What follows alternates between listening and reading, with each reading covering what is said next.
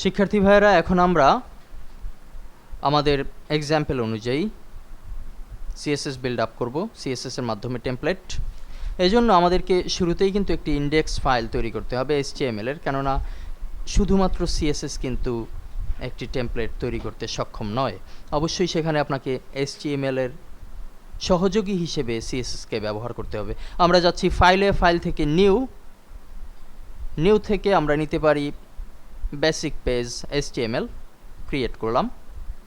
এখানে আমরা ব্ল্যাঙ্ক অবস্থাতেই একটু সেভ দিয়ে নিচ্ছি, যাতে করে পরবর্তীতে সেভের ভুলটি না হয়। আমরা একটি ফোল্ডারও তৈরি করে রেখেছি আমাদের লোকাল হোস্টে। আমরা কিন্তু এখন কাজগুলো সম্পূর্ণটাই লোকাল হোস্টে করব এবং পরবর্তীতে এই ফাইলটিকেই আমরা সার্ভারে আপলোডের মাধ্যমে রিয়েলিস্টিক যে বিষয়টি সেটি দেখতে পাবো বিশ্বের যে কোনো প্রান্ত থেকে। আমরা ফাইলের নাম দিচ্ছি index.html এই নামে, এবং ফাইলটি সেভ হবে। আমরা একটি CSS example নামে একটি ফোল্ডার তৈরি করেছি, CSS example। আপনারা অবশ্যই লোকাল হোস্ট সম্পর্কে জানেন, এর আগে যারা ওয়েব ডিজাইনের অন্যান্য সিডিগুলো দেখেছেন সেখানে লোকাল হোস্ট সম্পর্কে আলোচনা করা আছে। আমরা সেভ করছি, সেভ। এবং আমাদের সহযোগী যে ফাইল এক্সটার্নাল CSS ফাইল সেটিও আমরা নিয়ে নিচ্ছি এবং সেভ করব নিউ CSS বেসিক পেজ। এখান থেকে আমরা নিতে পারি CSS ক্রিয়েট। আমরা একটু সেভ করব একই ফোল্ডারের ভিতরে, সেভ অ্যাজ। এবার আমরা নাম দিচ্ছি স্টাইল, STYLE। সাধারণত বেশিরভাগ ক্ষেত্রেই স্টাইল নামটি ফলো করা হয়ে থাকে। আপনি চাইলে স্টাইল শিট কিংবা আপনার মতো করে অন্যান্য নাম ব্যবহার করতে পারেন, তবে অবশ্যই মনে রাখতে হবে নামের পরে .css এটি লিখে সেভ। আমরা দেখতে পাচ্ছি যে আমাদের index.html এবং style.css এই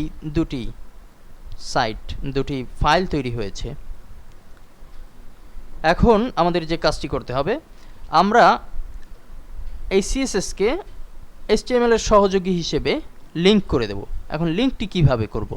আমরা index.html এখানে কোডের ভিতরে যাচ্ছি।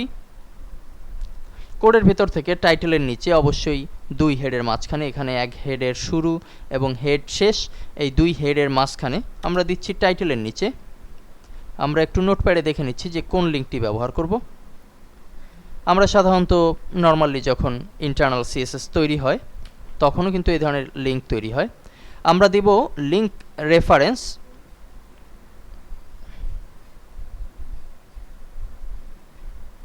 এখানে আমরা style.css, যেহেতু আমরা style.css নামে নামকরণ করেছি, এবং rel equal to style sheet, এগুলোতে খুব একটা কোনো কাজ নেই। টাইপ হচ্ছে টেক্সট or CSS।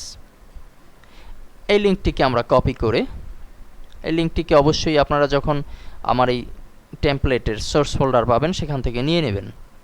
কপি করে আমরা index.html এখানে পেস্ট করব। আমাদের CSS-কে জয়েন্ট করা হলো। এখন আমরা মূল কাজ শুরু করব পরবর্তী লেসনের মাধ্যমে। ধন্যবাদ।